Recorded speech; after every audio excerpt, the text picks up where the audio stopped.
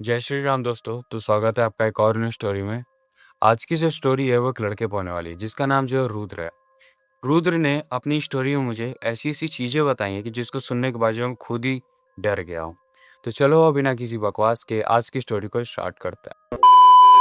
रुद्र जो कि दिल्ली में रहता था एंड उसके मम्मी-पापा जो है उत्तर प्रदेश में रहते थे। रुद्र की जो है वो कोई जॉब लगी थी इंजीनियरिंग की दिल्ली में, तो उसी के लिए गया था वो दिल्ली एंड रुद्र जो 1 बीएचके फ्लैट में रहता था। एंड प्रेजेंट टाइम में रुद्र ने एक वैगनार कार खरीदी थी। तो रुद्र की एक जीएफ बनती है, उसकी नौकरी में कोई थी तो उसकी जो जीएफ बनती है जिसका नाम जो है स्नेहा था। स्नेहा और रुद्र जो है मिलके एक प्लान करते हैं कि चलो राजस्थान घूम के आया जाएगा, राजस्थान घूम के आया जाएगा। तो रुद्र कहता है ठीक है, मैं अपने मम्मी पापा से एक बार पूछ लेता हूँ। तो अपने मम्मी पापा से वो पूछता है तो उसके मम्मी पापा कहते हैं चाहो तुम लोग घूम लो, क्योंकि रुद्र ने बता दिया था कि स्नेहा मेरी दोस्त बनी है मेरे। तो अब ये लोग निकलते हैं। तो ये लोग सुबह के लगभग 6 या 7 बजे निकलते हैं। तो कोई हाईवे पड़ता है, ठीक है? उसको पार करके ये लोग एकदम सुनसान रोड पे आ जाते हैं। लगभग शाम का 8 6-7 बज रहा होगा। तो अब रुद्र कार जो ड्राइव कर रहा है। तो ये लोग करते-करते जो है 11 बज जाता है। तो अब स्नेहा जो है वो कार लेती है एंड वो ड्राइव करना चालू करती है।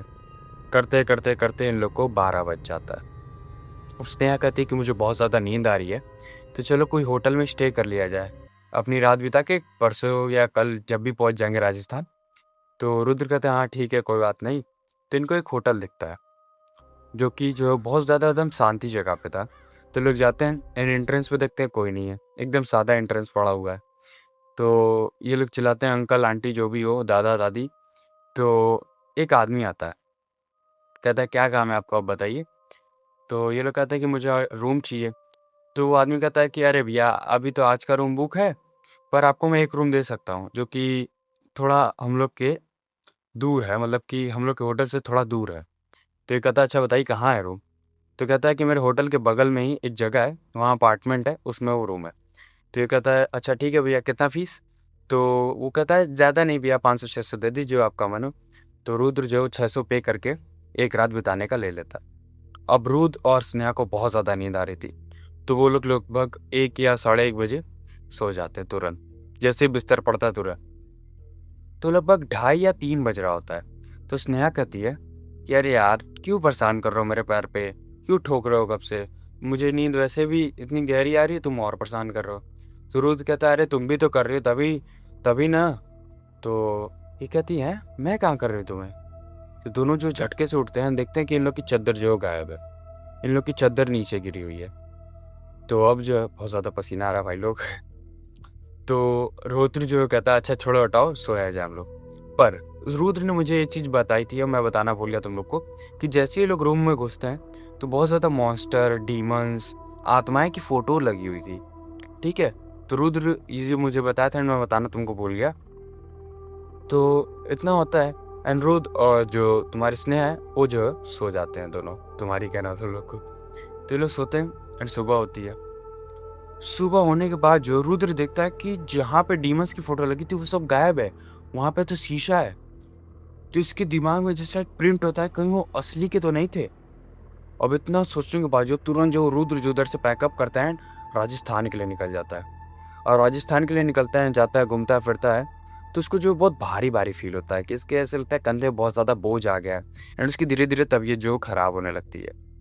तो स्नेहा जो है वो कहती है कि चलो तुम घर चलो, तुम्हारी तबीयत भी खराब हो रही है। तो लोग रात में ड्राइव वाइव करके कैसे आते हैं ये तो रुद्र ने मुझे बहुत ज़्यादा डिटेल में बताया, पर स्टोरी बड़ी हो जाएगी। तो ये लोग आते हैं एंड आने के बाद जो है अपना सोता है, मतलब रुद्र अपने घर सोता है एंड स्नेहा जो अपने घर जाके सोती है।